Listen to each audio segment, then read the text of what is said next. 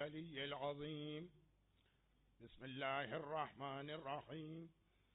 الحمد لله رب العالمين، والصلاة والسلام على سيد المرسلين وخاتم النبيين سيدنا ومولانا أبي القاسم محمد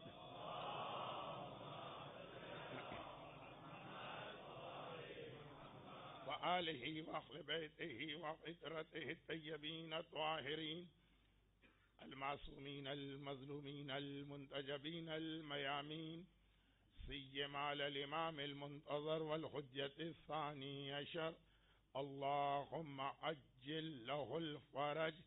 أما بعد، فقد قال الله الحكيم في كتابه الكريم: بسم الله الرحمن الرحيم. يا أيها الذين آمنوا ادخلوا في السلم كافة. صلوات.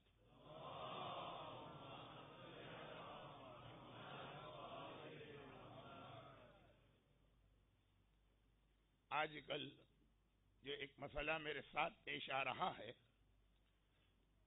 ابتدا میں اس کی ایک وضاحت کر دوں تاکہ اگر آپ حضرات بھی میرے اس مسئلے کی وجہ سے پریشانی میں مبتلا ہوں تو یہ واضح رہے کہ یہ ہوا کیسے. اور وہ یہ ہے کہ جب ایک سے زیادہ مجالس ہو رہی ہوتی ہیں، اور خاص طور پر اس انداز کی مجالس، یعنی مخصوص تاریخ کی وجہ سے تمام مجالس کا عنوان اور موضوع جب ایک ہو جائے تو بعض اوقات یہاں کی بات جو نامکمل رہتی، خیال نہیں رہتا کہ یہاں پڑھی گئی، اسے میں دوسری مجلس میں مکمل کرتا ہوں. وہاں کا مجمع حیران پریشان دیکھ رہا ہوتا ہے کہ یہ کیا آدھی بات کیا کہی جا رہی، اور وہاں کی بات یہاں مکمل کر دیتا ہوں. یہاں کا مجمع تو خیر حیران و پریشان ہونے کا عادی ہے ہی نہیں، لیکن پھر بھی کبھی کبھار یہ مکس اپ ہو جائے گا. اور چونکہ دنیا میں جہاں پر بھی یہ تیسرا عشرہ یا خمسہ میں پڑھ رہا ہوں تو ممکن ہی نہیں ہے کہ میں کسی اور موضوع پہ گفتگو کروں. میرا عنوان، میری گفتگو صرف اور صرف اپنے چوتھے امام زین العابدین علیہ الصلوۃ والسلام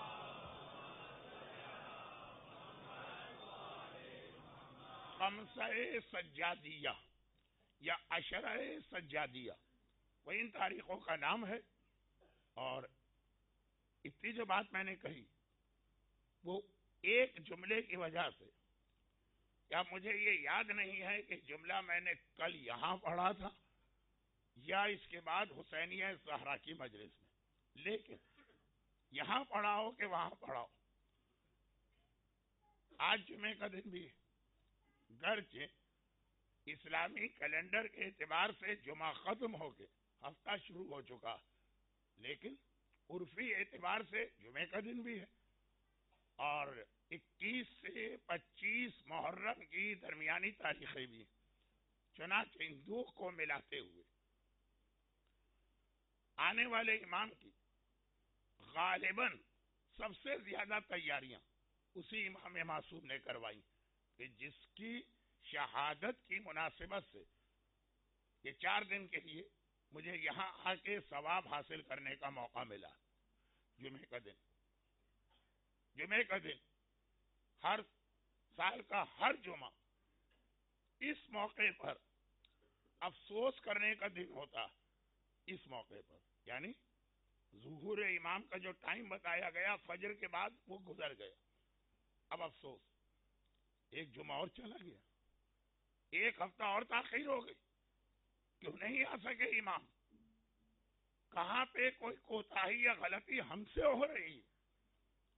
جمعے کا یہ وقت اپنا اسسمنٹ کرنے اور اپنی غلطیوں کو یاد کرنے کا دن، اور جب غلطیاں یاد کی جائیں گی تو علی ابن مخزیار کوفی کی یہ روایت تو یقیناً ہمارے سامنے آئے گی، اور پھر ہم اس روایت کو اپنے چوتھے امام کی سیرت سے ملائیں گے. مگر اس مختصر سی تمہید کے بعد پہلے کل رات کے جملے کو، کل رات کے آخری نقطے کو مکمل کیا جائے. نیکی، عبادت، ثواب، یہ ایک ایسا مرحلہ ہے کہ جس میں انسان کی ایک ذمہ داری یہ قرار دی گئی کہ وہ اسے خالی اپنی حد تک محدود نہ رکھے، اس میں دوسروں کو شریک کرے، چاہے ذرا سخت الفاظ میں. لیکن میں نے بہت ہی اچھے اور نرم الفاظ میں یہ بات کہی.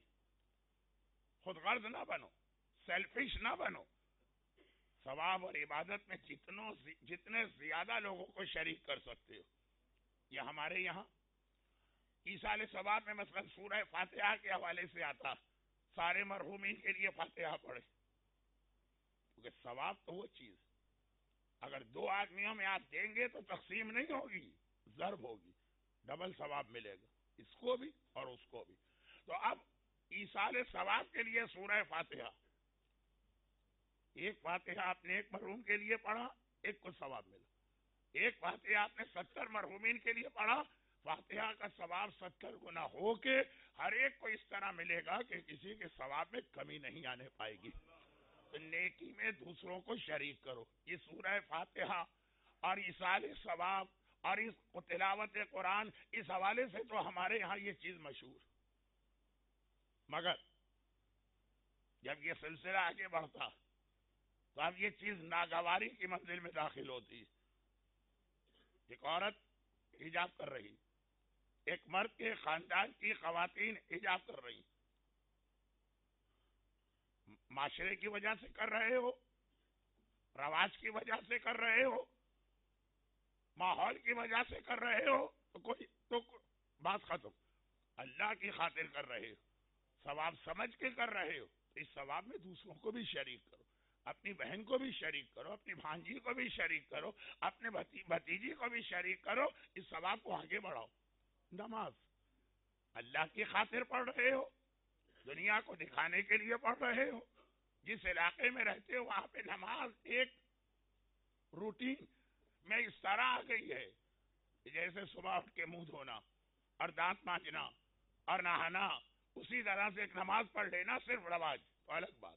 اور اللہ کے لیے پڑھ رہے ہو، عبادت سمجھ کے پڑھ رہے ہو، خیال کر کے پڑھ رہے ہو کہ اللہ اس سے راضی اور خوش ہے، تو اس میں دوسروں کو بھی شریک کرو.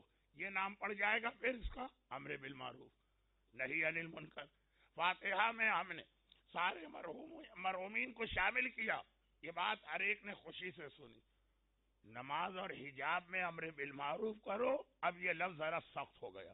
اب یہ تصور ایسا آ گیا کہ جیسے بڑی خوفناک اور بڑی بھیانک قسم کی عبادت بنا لی گئی ہے.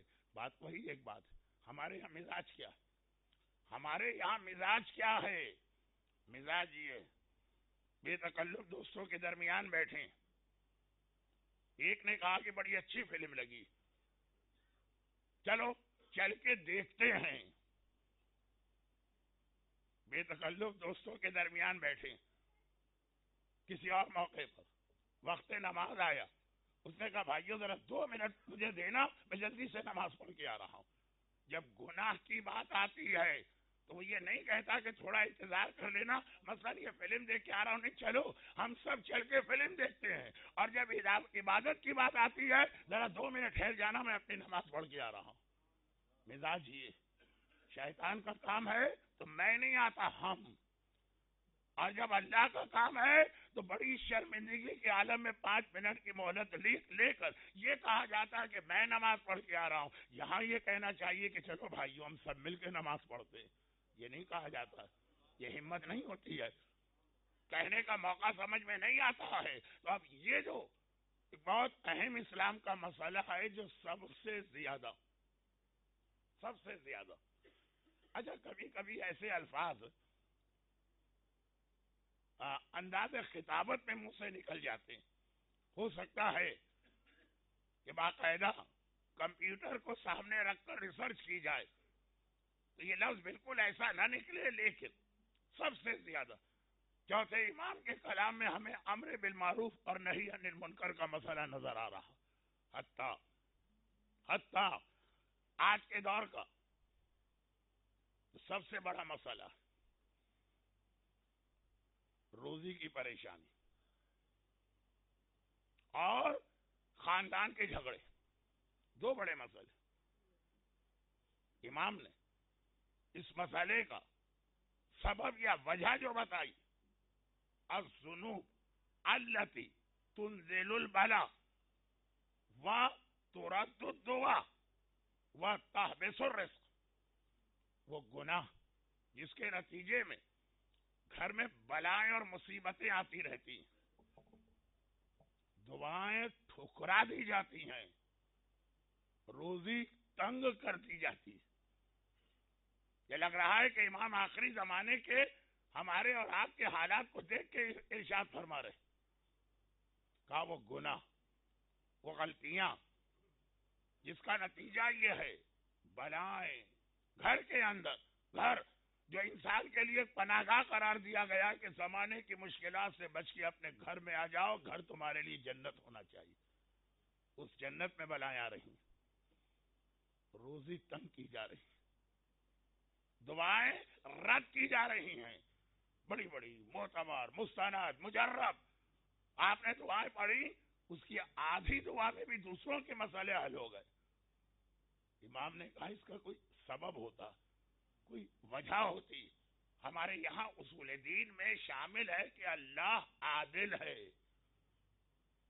کوئی چیز ہے اللہ کی عدالت، اور اتنی اہم ہے کہ اسے توحید اور رسالت کے بیچ میں رکھا گیا. عادل خدا وہ یہی ہو ہی نہیں سکتا کہ بھائی وہی دعا فلاں نے کی قبول کر لی اللہ نے، ہم نے کی رد کر دی. اللہ کا مزاج ڈکٹیٹرانہ مزاج نہیں ہے کہ کوئی غلطی اور خامی تمہاری جانب سے. اور جب امام اسے بتا رہے تو یہ پوری حدیث کو پڑھنے کا موقع میرے پاس نہ آج ہے نہ کبھی ہوتا. لوگوں کو کمپلین ہی رہتی، 4 باتیں آپ کہتے ہیں 1 بتا دیتے، 10 باتیں آپ کہتے ہیں 3 بتا دیتے. ہم اصل بات تو بھول جاتے ہیں، باقی ساتھ میں لگ جاتے ہیں، وہ ساتھ کیا ہوں گی نہیں. یہ بس میرا انداز ہے، میں کیا کروں. تو خلاصہ یہ ہے ترک الامر بالمعروف والنہی عن المنکر، چوتھے امام کی حدیث. کہا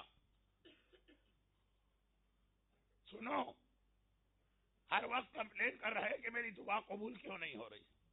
کبھی غور کیا کہ جب موقع تھا امر بالمعروف کا، تم نے کس طرح سے اپنے تعلقات، اپنی دوستی، اپنی رشتہ داری، اپنے کاروبار کے فائدے یا کسی اور دنیاوی غرض کی وجہ سے ہونٹوں پہ تالے لگا دی،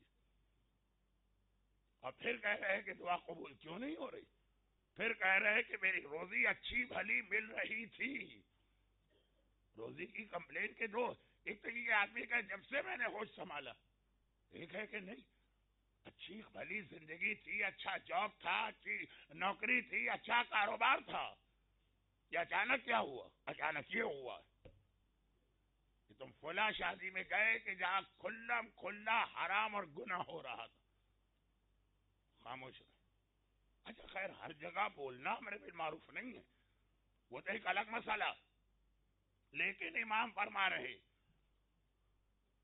پرابلم تمہارے ہاتھ میں ہے، تمہاری وجہ سے ہے. ترک الامر بالمعروف والنہی عن المنکر.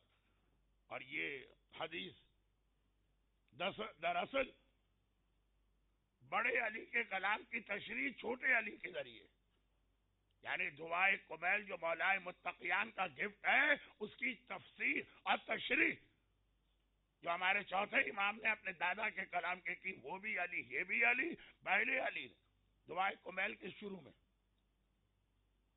مبہم سی بات کی، گناہ کے نتیجے میں بلائیں نازل ہوتی ہیں. اللہم اغفر لی الذنوب التي تنزل البلاء، اللہم اغفر لی الذنوب التي تحتق الاسم، اللہم اغفر لی الذنوب التي تنزل النقم، اللہم اغفر لی الذنوب التي تحتق الاسم. دعائے قبیل تو آپ کو آدھی یاد ہوگی.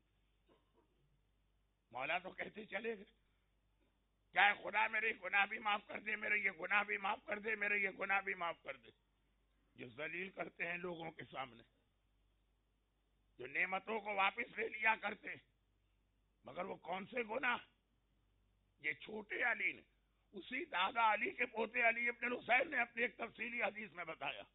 یہ تو آج کل انٹرنیٹ پر بھی اویلیبل، الگ سے چھپوا کر مجلس کے بعد مومنین کو دی جائے.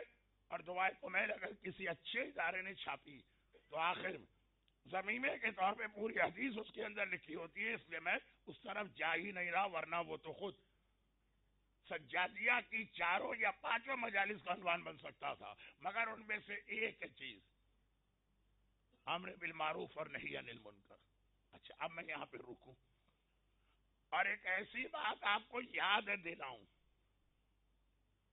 یاد دلانے کا مقصد یہ ہے کہ آپ میں سے ہر ایک کو معلوم ہے، صرف توجہ ادھر لے جانا۔ جب زمانے کا امام ظاہر ہوگا اور پہلا بیعت نامہ، امام زمانہ کا پہلا بیعت نامہ، امام بڑے نازک حالات میں آئیں گے۔ ابھی میں انگلینڈ میں اسی بیعت نامے پہ پہلا اشرا پڑھ کے آیا ہوں، دہرانا نہیں چاہتا ہوں، لیکن موضوع کی مناسبت سے جملہ ربط کا دے کر پھر اپنے اصل عنوان پہ آ جاتا ہوں۔ پہلا بیعت نامہ ظاہر ہوگا، حالات بڑے خراب ہیں، اسلام اور عالم اسلام دشمنوں کے انتہائی شدید دباؤ میں ہے۔ خانہ خدا کو بچانے کے لیے امام آئے، خانہ خدا سے پہلے کے جتنے بھی مقدس مقام ہیں سب تباہ ہو چکے ہیں۔ کوفہ سے لے کے مدینے میں روضہ رسول تک اٹیک کعبے پہ ہے، امام آئے، پہلی آواز پہ 313 اور پھر 10,000 جمع ہو گئے۔ لشکر تڑپا جا رہا ہے، مولا آگے بڑھیے، مولا اب تو آپ کا صدیوں سے انتظار کر رہے تھے۔ دشمن اللہ کے گھر تک پہنچ چکا ہے، مقابلہ کریں، اور امام فرما رہے نہیں، میں جنگ کروں گا ہی نہیں۔ نعوذ باللہ، میرے الفاظ میں توہین امامت نہ آ جائے، ورنہ انداز یہ کہ میں تو جنگ کروں گا نہیں، تو مجمع پوچھ رہا تو پھر ظاہر کیوں ہوئے؟ آپ تو آئے تھے آخری جہاد کے لیے، جہاد کرنا ہی نہیں تھا تو 50 سال اور نہ آتے، 200 سال اور نہ آتے، آئے بھی، ظاہر بھی ہوئے، لوگ بھی آ گئے، فوج 10,000، اور کہہ رہے کہ نہیں میں جہاد نہیں کروں گا جب تک کہ پہلے تم مجھ سے 25 باتوں کا وعدہ نہ کرو۔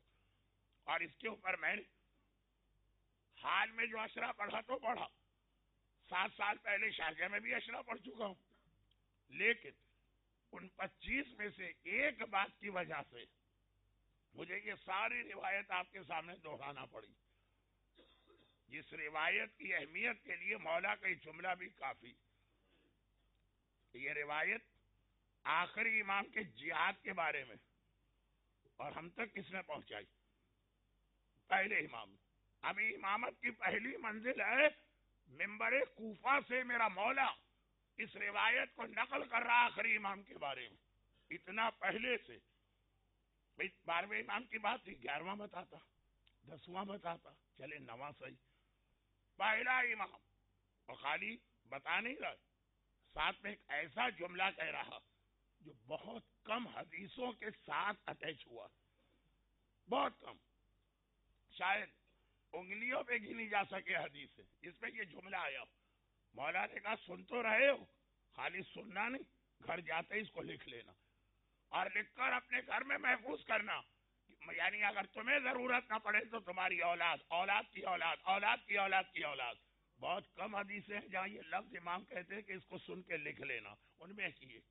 خیر، اب یہ تو میں ذرا سا ایک ایسے موضوع پہ چلا گیا جس کے لیے 10 دن بھی ناکافی ہیں، تو جو میرا اصل موضوع ہے ان 25 میں سے ایک بات یہ کہ میں اسی وقت اپنا جہاد شروع کروں گا جب تم مجھ سے وعدہ کرو کہ امر بالمعروف اور نہی عن المنکر کرتے رہو گے۔ یہ وہ فریضہ جو زمانے کے امام نے خالی اپنے بیعت نامے میں نہیں کہا، جہاں قرآن نے یہ بتایا اسلام کوئی چیز چھپا کے، اب بڑا سلینگ سا ایک لفظ میرے ذہن میں آ رہا ہے جو ممبر اور مجلس کے لیے تو مناسب نہیں، کوئی چیز چھپا کے، سبز باغ دکھا کے، لوگوں کو الو بنا کے اپنے قریب نہیں لاتا ہے کہ پہلے تو ان سے کلمہ پڑھوا لو، پھر جب آ جائیں گے اسلام کے اندر تو پھر مار مار کے ہر چیز بنوا لینا، نہیں، پہلے سے بتا دیا یہ ہے اسلام، قبول کرنا ہے تو آ جاؤ، نہیں چاہیے چھوڑ دو، چھپا کے کوئی چیز نہیں رکھی جائے گی۔ تو جہاں سورہ حج میں قرآن نے زمانے کے امام کے بارے میں بتایا کہ جب وہ آئیں گے تو کیسے حکومت کریں گے، پہلے سے بتا دیا ایسی حکومت کریں گے، تاکہ اگر تمہارے بس اور اختیار میں نہ ہو ایسی حکومت تو دعا مت مانگو، مت کہو الجل، مت کہو اجل اللہ، ایسا نہ ہو کہ ابھی یہ دعا مانگو بعد میں کہو مولا اچھا ہمیں تو پتہ ہی نہیں تھا کہ آپ کی ایسی حکومت ہوگی، پتا ہوتا تو ہم کو یہ حکومت چاہیے ہی نہیں۔ ایسا بھی کوئی ہوتا ہے؟ آٹھویں امام کی کنیز، آٹھویں امام کی کنیز یہی کہہ رہی ہے کہ نہیں کہہ رہی؟ ارے مجھے تو پتہ ہی نہیں تھا کہ آٹھویں امام کا یہ نظام ہے، اب تو میں پھنس گئی آٹھویں امام کے گھر میں۔ بہت مشہور روایت، میں نے اس کو سینکڑوں مرتبہ تو اسی گلف میں پڑھا۔ ایسے لوگ بھی ہیں، ایسا نہیں ہے کہ آپ کہیں کہ ایسا کون ہوگا، ہو سکتا ہے کہ زبان سے کوئی نہ کہے، دل میں تو آواز آ رہی ہوگی نا، مولا جب آپ ہمارے پردادا کے زمانے میں نہ آئے اور سکڑ دادا کے زمانے میں نہ آئے اور دادا کے زمانے میں نہ آئے اور باپ کے زمانے میں نہ آئے تو ہم ہی رہتے تھے جس کے زمانے میں آپ کو ظاہر ہونا، اگر پہلے سے معلوم نہ ہو۔ امام تو آ کے حجاب کروائیں گے، امام تو آ کے نمازیں پڑھوائیں گے، امام تو آ کے نوجوانوں کو ڈسکو اور ڈانس سے دور کریں گے، امام تو آ کے کالج اور یونیورسٹی کی پرومو نائٹ پہ پابندی لگائیں گے۔ مولا یہ تھا آپ کا نظام، پہلے سے معلوم ہوتا ہم اس کے لیے تڑپتے ہی نہیں، تو پہلے سے بتا دیا الذین ان مکناہم فی الارض اقاموا الصلاۃ وآتوا الزکاۃ وامروا بالمعروف ونہوا عن المنکر، جسے ہم حکومت دیں گے، قرآن سورہ حج، وہ زمین میں نمازیں قائم کرے گا، زکوٰۃ دلوائے گا، امر بالمعروف کرے گا، نہیں عن المنکر کرے گا۔ بیعت نامے کے اندر تو آپ پھر 50 سوال اٹھا دیں گے، روایت، راوی، کتاب، مؤلف، معتبر، ضعیف، قوی، جھوٹی، قرآن کی آیت کے اندر بات واضح ہو گئی تو امر بالمعروف، جو امام زمانہ کے جہاد کا اہم ترین لازم حصہ، چوتھے امام، ان کے کلام میں دیکھیے سب سے زیادہ آپ کو امر بالمعروف کا تذکرہ وہاں ملے گا۔ امر بالمعروف کا سب سے مختصر اور کمزور مرحلہ بائیکاٹ، یعنی نہیں جانا، شادی، برتھ ڈے، خاندانی اجتماع اور کوئی ایسی جگہ، یہ بھی امر بالمعروف کا حصہ کمزور ترین ہے، لیکن ہے، کم از کم اتنا تو ہر آدمی کر سکتا ہے۔ پابند نماز شب، دوڑے دوڑے پہنچے جا رہے ہیں ایسی تقریبات میں کہ جہاں گانے بھی بج رہے ہیں اور بے پردگی بھی ہو رہی، بھائی کچھ نہیں بول سکتے، تعلقات ایسے ہیں، رشتہ داریاں ایسی نازک ہیں، زبان سے کہنا مشکل ہے، کم سے کم کمزور ترین مرحلہ۔ امام فرماتے ہیں پھر کل نہ کہنا روزی کا مسئلہ کیوں پیدا ہوا، اپنے پاؤں پہ خود کلہاڑی ماری، کل یہ نہ کہنا کہ اتنی طاقتور دعائیں میں نے پڑھی نتیجہ کیوں نہ نکلا، اپنے پاؤں پہ خود کلہاڑی ماری، کل نہ کہنا میرے گھر میں بلائیں کیوں آ رہی۔ اب یہ تو میں نے خالی ایک وہ حدیث پڑھی جس کے اندر چوتھے امام نے براہ راست ہمارے آج کے اہم ترین مسائل کی وجہ جمع کی، ورنہ تو کتنی حدیثیں امام کی ایسی، مگر چوتھے امام، امام زمانہ، میں انہی دو معصومین کے درمیان رہتے ہوئے اس مسئلے پہ ایک بات کی ہے، میں ان دو معصومین سے نہیں ہٹا، ورنہ تو ہر امام کے واقعات۔ اب دیکھیں آٹھویں امام کا میں نے خالی ایک جملے میں حوالہ دیا کہ اگر واقعہ پڑھوں گا ایک تو مشہور، اور پھر تقریر آٹھویں امام کی طرف چلی جائے گی، ماہ سفر، آپ حالات سنیں گے آٹھویں امام کے، وہاں علماء یہ واقعہ پڑھ دیں گے۔ چوتھا امام سب سے زیادہ زمانے کے امام کی تیاری کریں، مگر آقا حسین اور امام زمانہ کے جہاد کا فرق کہ امام کے آنے کے بعد دنیا سے ظلم کا خاتمہ ہوگا، آقا حسین نے کسی مرحلے پہ یہ نہیں کہا کہ میں ظلم کا خاتمہ کرنے جا رہا ہوں، اريد ان آمر بالمعروف وانہی عن المنکر، وہاں بھی جملہ یہی تھا۔ لیکن یہ بات میں اب کل یا پرسوں بیان کروں گا، آج نہیں، دونوں کے جہاد میں یہ فرق کیوں ہے؟ جو بات میں نے کل چھیڑی تھی ابراہیم اور اسماعیل کا واقعہ آ گیا. ابھی تو صرف یہ جو جملہ میں 2 دن سے کہہ رہا ہوں، سب سے زیادہ تیاریاں امام کے لیے. ایک ایسا مسئلہ ہے جو 1200 سال سے عاشق قسم کے صاحبان ایمان کے دل میں ہے، امام کے دیدار کے لیے تڑپنے والے. یہ ایک الگ موضوع ہے. یعنی غیبت امام شروع ہوئی اور ایسے لوگ ہمارے سامنے آ گئے جو تڑپ رہے ہیں کہ مولا دوسروں سے ہمیں کوئی غرض نہیں ہے، ہمیں اپنی زیارت کرا دیجیے. گرچہ یہ بھی ایک علامت ہے کہ آخری زمانے میں اتنے سارے دعوے دار آئیں گے کہ ہماری امام سے ملاقات ہوئی ہے کہ آدمی سوچے گا کہ اتنی ملاقاتیں تو نہ کلینی کی ہوئی، نہ صدوق کی ہوئی، نہ توسی کی ہوئی، نہ ہلی کی ہوئی، نہ مجلسی کی ہوئی، نہ شیخ جعفر کی ہوئی، نہ محسن الحکیم کی ہوئی. اس میں کیا ایسے سرخاب کا پر لگا؟ دن میں 15 دفعہ یہ امام سے ملاقات کر کے پبلک کو بتاتا. آخری زمانے کی نشانیاں نہیں، لفظ بدل دوں، آخری زمانے کے فتنوں میں سے ایک فتنہ، علمان من فتنۃ الزمان، اس میں سے کیے. مگر فتنہ وہی چیز بنتی ہے جس میں کوئی نہ کوئی حقیقت ہو. جھوٹے نبی کا دعویٰ اسی جگہ ہوگا جہاں نبوت کا عقیدہ مانا جاتا ہو. اب آغاز میں بالکل شروع زمانے میں غیبت شروع ہوئے، 100-200 سال ہوئے. علی ابن مہذیار کوفی تڑپ رہا، مجھے اپنے مولا کی زیارت کرنا، مجھے اپنے مولا کی زیارت کرنا، خاص طور پر اس لیے بھی کہ یہ غیبت کے آغاز کا ایک نوجوان ہے. کیا مطلب اس جملے کا؟ اس جملے کا مطلب یہ کہ اسے ایسے لوگ ملتے ہیں جنہوں نے امام کو دیکھا تھا جب تک غیبت شروع نہیں ہوئی تھی، یا ایسے لوگ ملتے ہیں جن کے باپ یا دادا نے امام کو دیکھا. اب تو 1200 سال آ گئے نا، لیکن 100 سال پہلے کا واقعہ. ہم خاندان میں ایسے بزرگ مل جائیں گے، کہیں گے بیٹا میں نے اپنے باپ سے سنا ہے کہ وہ امام سے مسلسل ملاقات کرتے تھے، یعنی 10ویں امام یعنی 11ویں امام. یہ رو دیتا تھا کہ آخر مجھ میں کیا کمی ہے اپنے ان بزرگوں کے مقابلے میں.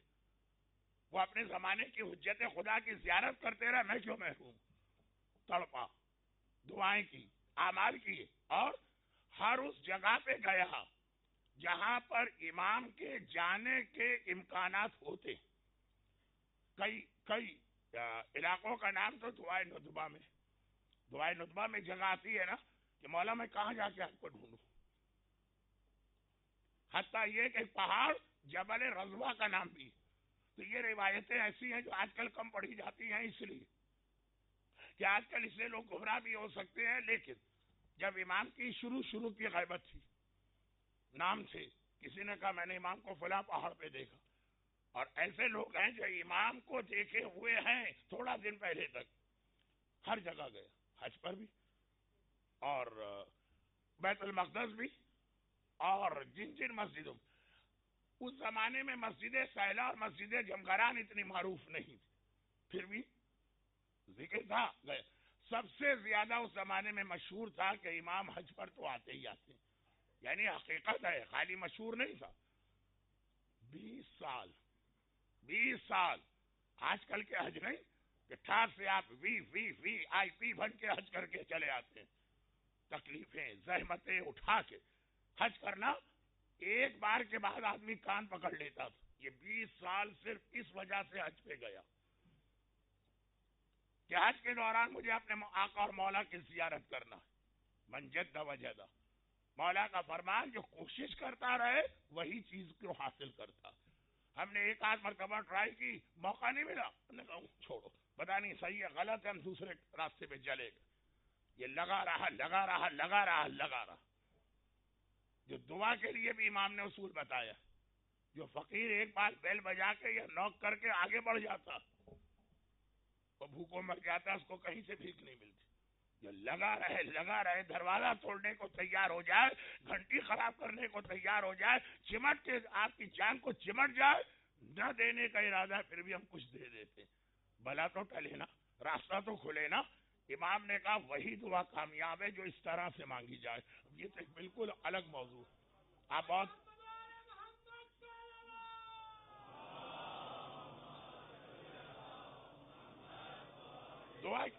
دعا کے حوالے سے ایک بالکل الگ موضوع ہے.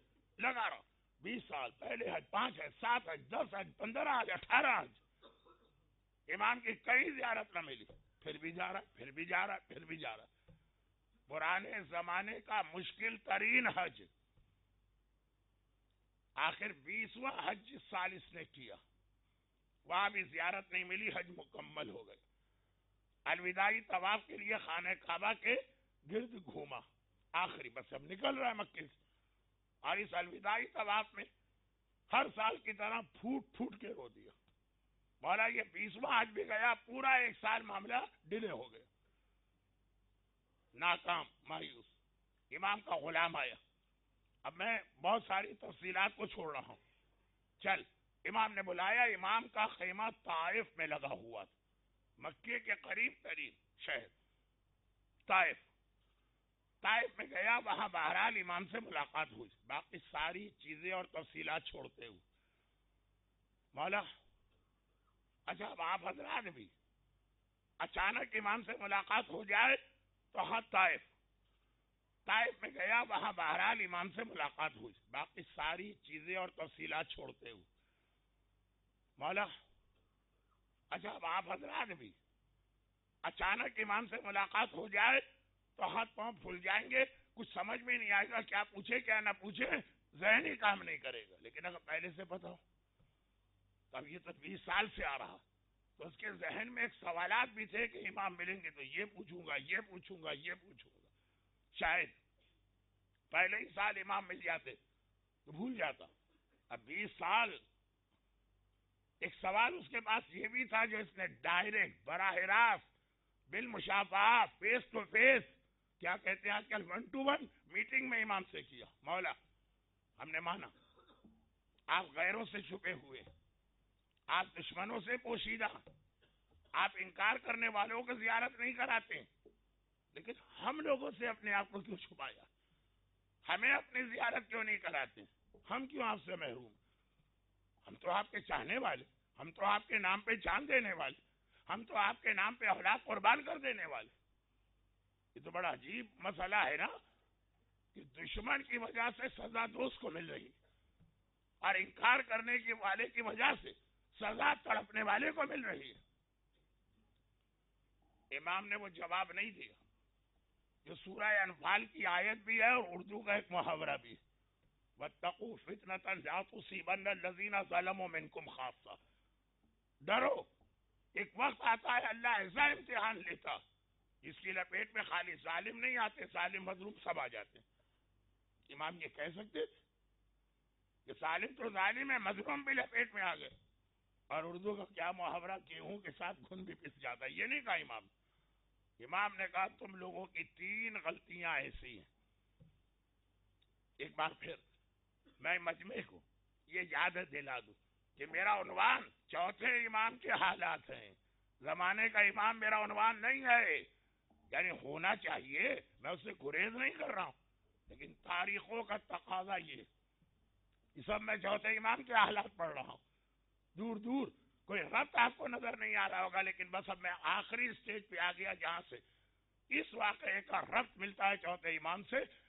امام نے یہ نہیں کہا کہ دیکھو جب اللہ ایسی آزمائش لیتا ہے تو اس کے اندر پھر بیچارے مظلوم بھی آ جاتے ہیں وہ مسئلے میں. غیبت کرنے والا ایک آدمی تھا، پوری قوم موسیٰ کی جو عارت کر دی گئی ایک کی وجہ سے. امام نے نہیں کہا کہ گیہوں کے ساتھ گھن بھی پس جاتا. امام نے فرمایا کہ واقعا تمہاری بات صحیح، ان سے اپنے آپ کو چھپاؤں وہ ٹھیک، اپنے چاہنے والوں سے کیوں؟ کہا تمہاری 3 غلطیاں ایسی جو تمہیں محروم کر دیتی ہے ہماری زیارت سے. ہم ظاہر ہو کہ نہ ہو وہ الگ مسئلہ، مگر اپنی زیارت سے تمہیں محروم نہیں کریں گے. ظہور الگ چیز ہے، زیارت الگ چیز ہے. ظہور حکم خدا سے اپنے موقع پہ ہوگا، لیکن تم ہماری زیارت کر سکتے ہو. اگر ہمارے چاہنے والے جو غیبت میں ہیں یہ 3 غلطیاں نہ کریں تو ہم ان سے پوشیدہ نہیں. تمہاری 3 غلطیاں. اب جب میں یہاں تک مجلس کو پہنچاتا ہوں تو کوئی بہت بڑی بڑی باتیں ذہن میں آتی. پہلی بات لوگ سنتے کہتے مولانا یہ بات اتنی سی بات کھودا پہاڑ نکلا چوہا نہیں، بہت بڑی یہ چیز ہے. یہ غلط فہمی ہے کہ ہم نے اس کو چھوٹا مسئلہ سمجھا. 3 باتیں، تینوں کا تو آج موقع نہیں ہے، گھڑی کی سوئی بہت تیزی سے آگے بڑھ گئی یہ، لیکن یہ تو میں کہہ رہا ہوں. آپ کو ہو سکتا ہے اتنا وقت گزارنا بھی دوبھر ہو گیا ہو. یا اللہ کرے جلدی سے یہ مجلس ختم ہوگی. اتنی خشک مجلس. لیکن پہلی بات قطع رحمی. تم لوگوں کے پاس اپنے رشتہ دار کا احترام نہیں. دیکھیں اب آپ کے ذہن میں کتنی بڑی بات آ رہی ہوگی جس کی وجہ سے امام ہمیں اپنی زیارت سے محروم کرتے. کہتے بس اتنی سی بات. راوی بیمار پڑا، پیرالائز ہو گیا، اسٹروک آ گیا اس کو. اس زمانے میں اس کا کوئی علاج نہیں تھا. علاج تو شاید آج بھی کوئی نہیں ہے، لیکن اس وقت کو ساری زندگی کے لیے پیرالائز. سیدھا ہاتھ، سارے کام وہ سیدھے ہاتھ سے کرتا.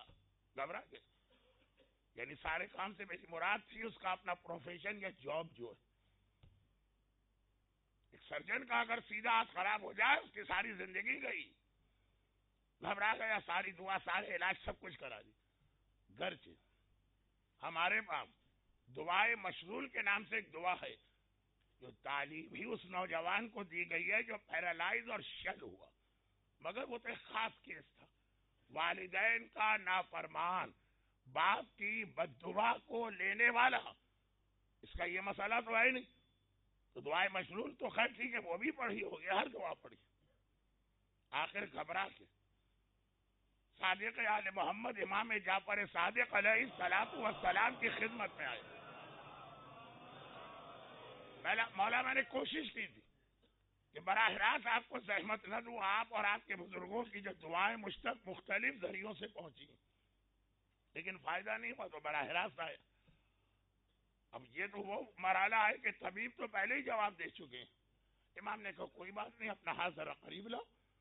امام نے کوئی دعا پڑھ کے ہاتھ پہ پھونک ماری، ایک آنن فانن ہاتھ بالکل ٹھیک ہو گئے.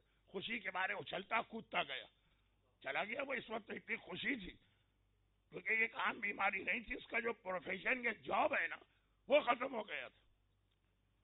2 گھنٹے کے بعد پھر آیا. کہا مولا میں نے تو خیال بھی نہیں کیا، لیکن جب گیا میں اپنے گھر، دوستوں نے دیکھا، رشتہ داروں نے دیکھا، جاننے والوں نے دیکھا، پڑوسیوں نے دیکھا، سب نے مبارکباد بھی دی، لیکن ہر ایک نے کہا کہ دعا کیا تھی جو پڑھی ہمیں بھی بتا دو. یہ فطری بات، کسی آدمی نے دعا پڑھی اس کو کوئی فائدہ ملا آپ بھی پوچھتے بھائی وہ دعا کیا ہے ذرا ہمیں بھی شیئر کرا دو. کہا مولا میں نے تو آپ سے پوچھا ہی نہیں، آپ نے دعا پڑھی، میرا مسئلہ حل ہوا، میں چلا گیا خوشی. 1 نے 2 نے 4 نے 10 نے 20 نے سب نے کہا بھائی یہ تو بہت اہم دعا، یہ مسئلہ تو جس کو پیش آ جائے گا ڈاکٹر تو شروع میں ہی منع کر چکے. ارے تم نے اتنی بڑی حماقت و بے وقوفی کی، پوچھا ہی نہیں امام سے کہ دعا کیا ہے. ارے پوچھ لو، بعد میں تمہیں بھی فائدہ ہو سکتا ہے اور ہمیں بھی. ہاں مولا بات تو صحیح ہے. اور دیکھیے بالکل اب تک بالکل لاجیکل بات چل رہی ہے، یہی ہوتا. تو مولا ذرا بتا دیجئے کہ آپ نے میرے ہاتھ پہ کون سی ایسی پوشیدہ خفیہ عجیب قسم کی دعا پڑھی، کیونکہ دعا سے لوگوں کی مراد ہی یہ ہوتی. ایسی دعا بتائیے جو کسی کتاب میں بھی نہ ہو. تو مطلب آپ کی تو ساری دعائیں پڑھ لی، فائدہ نہیں ہے. مذاہب الابرار تو سب پڑھ لی، فائدہ نہیں ہے. مفاتی سب پڑھ لی. ایسی دعا جو کسی کو بتانا ہے، خاص تحفہ ملے ہم کو. باقی آپ داڑھی کی بات کریں، پہلا سوال آئے گا کس قرآن میں لکھا. حجاب کی بات کریں، پہلا سوال آئے گا کس حدیث میں لکھا. اب تو پاکستان میں ہمیں، پاکستان کی بات کر رہا ہوں، انگلینڈ امریکہ کی نہیں، یہ سمجھانا پڑتا ہے کہ شراب حرام ہے یہ کون سی جگہ لکھا، اور سور کا گوشت کھانا حرام، کتے کا گوشت حرام ہے یہ قرآن میں کہاں لکھا. پہلے تو خالی نام کے لیے ہاٹ ڈاگ کھائے جاتے تھے، اب تو واقعاً کتے کے گوشت کے برگر بہت پاپولر ہو رہے، اور ہمارے بچے پوچھتے ہیں کہ واقعاً قرآن میں کہاں لکھا. میں نے 40 سال پہلے جو مجلسیں پڑھی تھی، میں نے کہا تھا داڑھی قرآن میں کہاں لکھی ہے، یہ سوال کو چھوٹا نہ سمجھیں، یہ آغاز ہے۔ اگر ہم نے اس سوال کا جواب قرآن پہ ریسرچ کر کے دیا تو آدمی یہاں رکے گا نہیں، ایک ایک ایک ایک ایک ایک ہر چیز آتی جائے گی، آخر میں پوچھے گا قرآن میں کہاں لکھا ہے کہ شراب حرام۔ شروع میں ہی عادت ہی نہ ڈالو، مگر یہ ایک الگ موضوع ہے، میں اصل موضوع پہ آ جاؤں۔ واجبات کی بات کریں، حرام کی بات کریں، جس میں ایسا لگتا ہے ہمارا نقصان ہے، دکھائیے کس کتاب میں لکھا۔ اور دعا کی بات کریں تو چاہیے ہی ایسی دعا ہے جو نہ قرآن میں کہیں نظر آئے، نہ حدیث میں نظر آئے، نہ کسی کتاب میں ہو، ہمارے لیے خاص تحفہ ہونا چاہیے۔ تو مولا یہ کون سی دعا؟ امام نے کہا میں نے وہ دعا پڑھی جو دعا پڑھنے کے بعد اس دنیا کا کوئی مسئلہ انسالو رہ ہی نہیں سکتا، وہ ہر مسئلے کو حل کر دیتا۔ کوئی قریب میں بیٹھے تھے صاحب، پہلے کہ مولانا ہر مسئلہ، جو الفاظ تو لوگ ہمارے بھی پکڑا کرتے ہیں نا، یہ تو امامت ہے، وہاں تو غلطی نہیں، ہر مسئلہ۔ تو کیا مولا یہ تو ایسی دعا ہے کہ موت کو بھی ٹال دے؟ امام نے کہا موت کو ٹالنا تو درکنار، مر گیا ہو اور دعا یہ پڑھو تو دوبارہ زندہ ہو سکتا۔ موت ٹالنا تو الگ چیز ہے، وہ تو آپ صدقہ دینے آتی ہوئی موت چلی جاتی ہے، آ گئی موت، یہ ایسی دعا۔ اب سب کے کان کھڑے ہو، سارا مجمع، ایسی بھی ایک کوئی دعا ہوتی؟ کتنی اہم دعا ہوگی اور کتنی خفیہ دعا ہوگی۔ کہا مولا ہے کیا دعا؟ کہا سورہ فاتحہ۔ سب کے چہرے اتر گئے، خاص طور پر یہ آدمی، مولا بس آپ نے خالی عالم کا سورہ پڑھ دیا میرے ہاتھ پر۔ یہ کہنا تھا کہ ہاتھ پہ دوبارہ پیرالائز ہو گیا، فالج گر پڑا، شل ہو گیا۔ امام نے کہا یاد رکھ، نظام پروردگار میں کئی ایسی جگہ ہیں جہاں پہ شک اور بے اعتباری آ گئی، دعا کا اثر و فائدہ چلا جاتا۔ اسلام چلتا ہے یقین کے اوپر، جس کے دل میں شک ہو اس کا اسلام سے کوئی تعلق نہیں ہے۔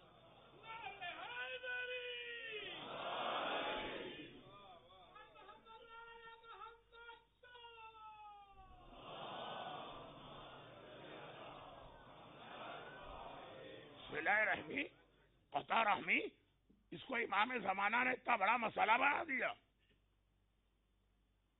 لیکن واقعا جنہیں ذرا بھی مزاج اسلامی پتہ، ان کو معلوم ہے کہ آج ہمارے یہاں سب سے زیادہ پیش آنے والا گناہ،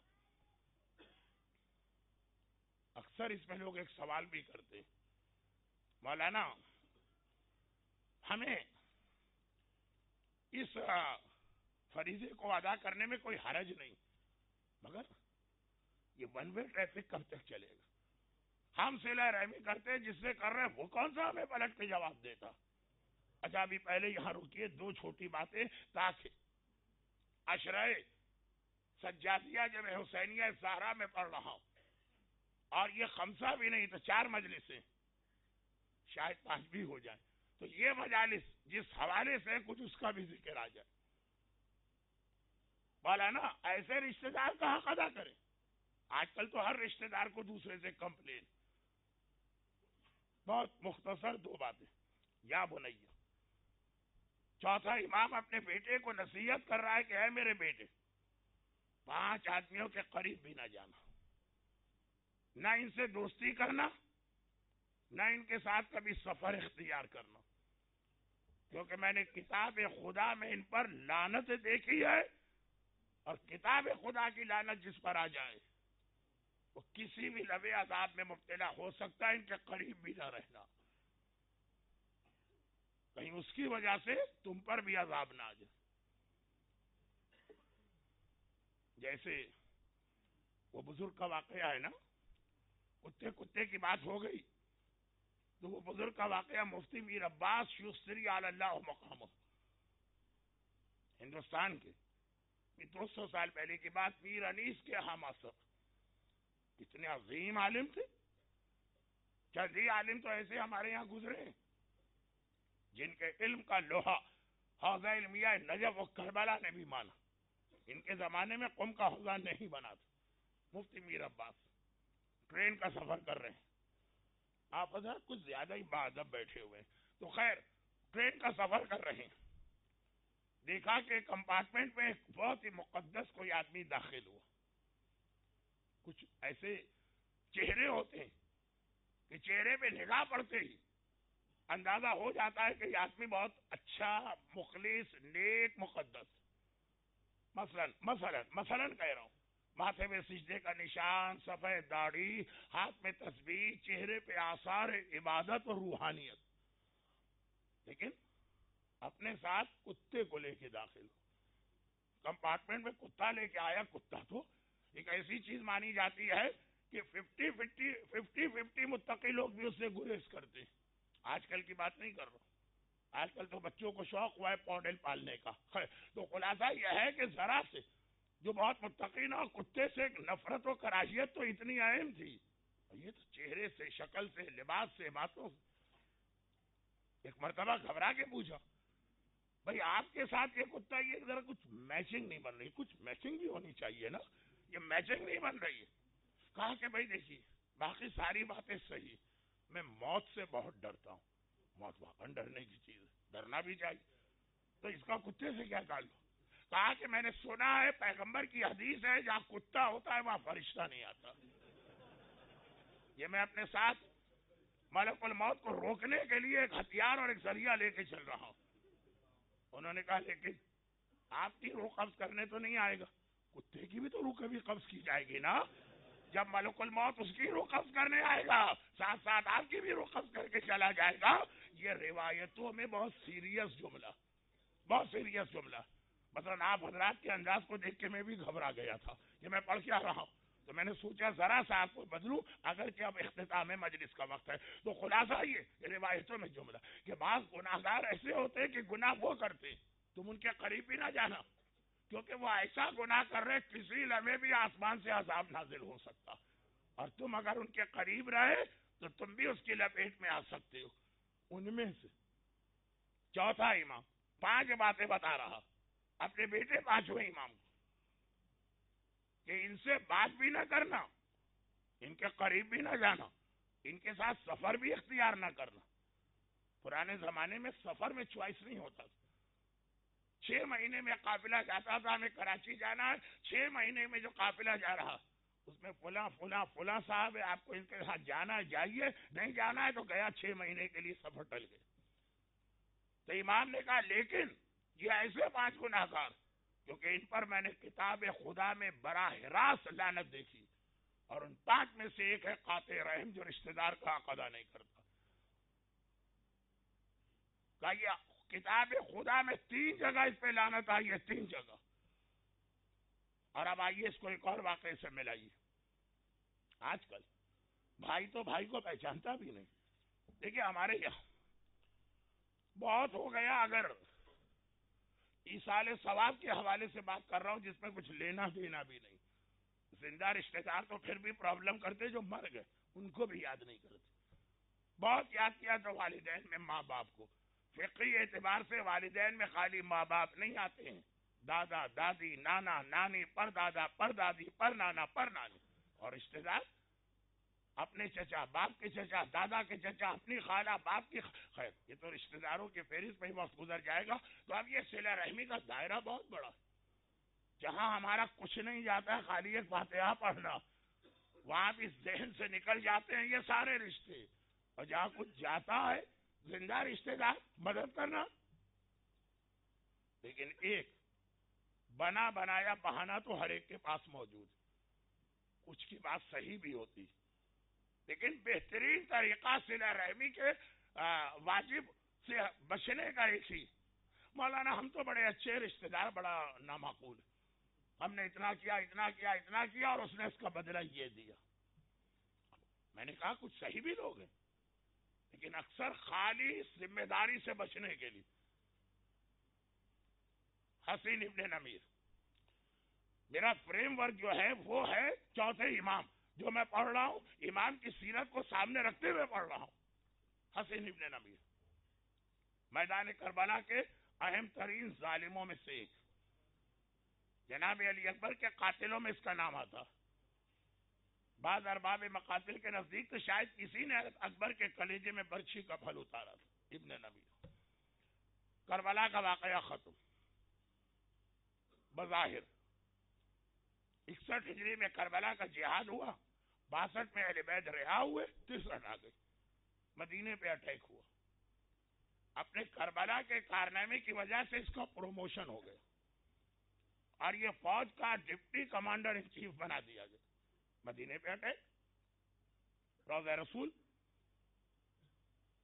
مسجد نبوی، منبر رسول، قبر رسول، اور مدینے میں رہنے والے اصحاب رسول اور صحابیات، سب کی توہین نہ بیان کرنے کا وقت ہے نہ ضرورت۔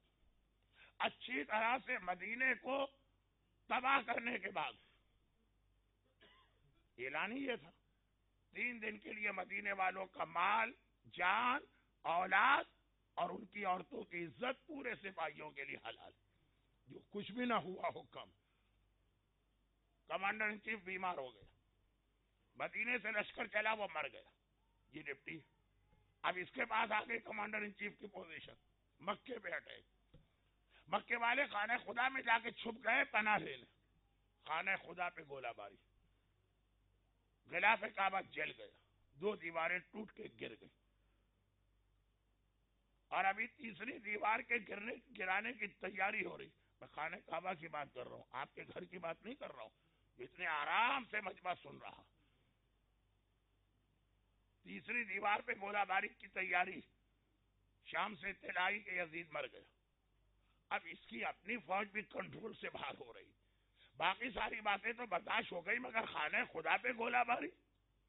ابھی تک ایک ڈر تھا حاکم کا، پتہ چلا حاکم مر گیا، اس کی اپنی فوج اس کے خلاف، اور مکے مدینے کا تو بچہ بچہ اس کے خون کا پیاس، مشہور واقعہ۔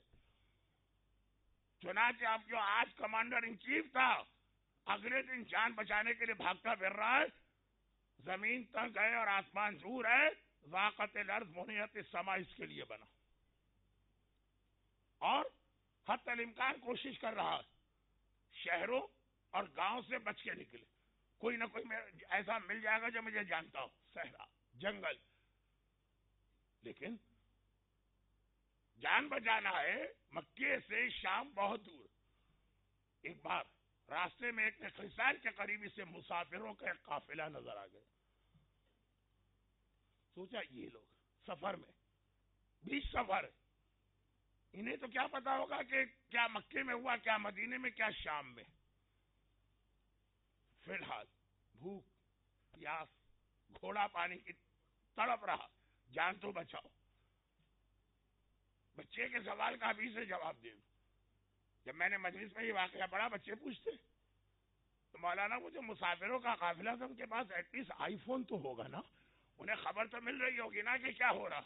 نہیں بیٹا، ان کے پاس اتفاق سے نہیں تھا آئی فون، اب یہ بعد میں پوچھ لینا کہ کیوں نہیں تھا۔ تو خلاصہ یہ ہے کہ حسین ابن نبیر کو یہ اطمینان ہے کہ یہ مسافر ہیں اور ایسی جگہ پر ہے کہ درمیان سفر ہے، نہ ادھر کوئی شہر قریب ہے نہ ادھر، تو ان کو کوئی خبر نہیں ہوگی، ان کے پاس جا کے ایک وقت کا کھانا پانی لو، قریب گئے۔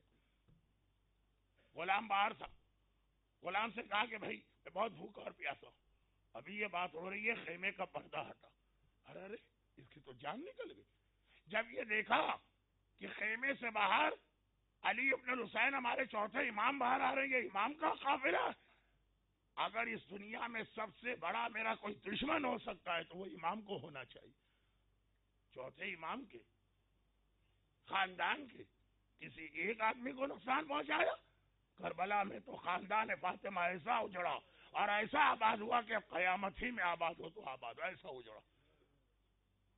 امام یعنی اس وقت اس دنیا میں میرا سب سے بڑا مخالف و دشمن ان کو ہونا چاہیے، مگر امام ایک جملہ کا، اس نے ذرا اسے تسلی دی۔ امام نے کہا کہ اے مسافر، اے عرب، بڑا پریشان نظر آتا ہے، گھبرا نہیں، ہمارے پاس کھانا بھی ہے، ہمارے پاس پانی بھی ہے، ہمارے پاس تمہاری سواری کے جانور کے لیے بھی ساری چیزیں، اور تھوڑی دیر آرام کر لے، تیرا چہرہ بتا رہا ہے کہ بہت تھکا ہوا اور کئی راتوں کی نیند نہیں لی، آرام، بے فکر، مطمئن۔ دل میں خیال آیا کہ شاید انہوں نے مجھے پہچانا ہی نہیں، اور ویسے بھی یہ کربلا کے اندر تو بیمار تھے۔ اچھا کربلا کے بعد تو یہ قافلہ چلا، مگر کربلا کے بعد بھی تقریباً سارے سفر ان کی نگاہیں زمین پر ہی رہی، گردن جھکی ہوئی تھی، دو وجوہات۔ ایک تو گلے میں طوق خاردار تھا، طوق خاردار، اتنا وزنی طوق، اور پھر جس کے ساتھ اس کی بہنیں اور پھوپھیاں ننگے سر ہوں، وہ تو اگر نگاہیں اٹھا بھی سکتا ہو تو نہیں اٹھائے گا۔ چنانچہ اب یہ اور امام کے جملوں سے کنفرم ہو گیا، مجھے نہیں پہچانا۔ امام نے غلام سے کہا لے جاؤ، یہ ہمارا مہمان بن کے آیا، ساری اس کی خدمت کرو۔ گیا، کھایا، پانی پیا، سامان جمع کر کے اپنے ساتھ رکھا، گھوڑے کو گھاس پہ چھوڑ دیا گیا، اس کے لیے بستر بچھایا گیا، لیٹ گئے، نیند آنکھ لگ گئی، نیند آ گئی۔ شام کے قریب آنکھ کھلی، سوچا اب تک تو میری جان بچ گئی، ہو سکتا ہے غلاموں میں کوئی اب پہچان لے، کوئی اور آدمی یہاں سے گزرے، جان بچ گئی، مقصد حاصل ہو گیا، نکل چلو۔ چپکے سے باہر آیا، کسی کو بتائے بغیر گھوڑے پہ بیٹھا اور چلنا چاہتا۔ کان میں ایک بار پھر زین العابدین کی آواز آئی کہ اے مسافر کہاں جا رہا؟ اچھی طرح آرام کرنا تھا اپنے ساتھ، راستے کے لیے بھی اتنا سامان سفر لے کے جاؤ۔ اب اتنا ظالم، سنگ دل، شقی، پتھر دل برداشت نہ کر سکا، تڑپ کے کہا فرزند رسولہ مجھ سے برداشت نہیں۔ شاید آپ نے نہیں پہچانا، میں حسین ابن نمیر۔ میرے چوتھے امام نے کہا کیا تجھے بھی کبھی بھول سکتا ہوں؟ کیا اکبر کے قاتل کو کبھی بھلایا جا سکتا؟ پہلی نگاہ تجھ پر پڑی، میں نے پہچان لیا۔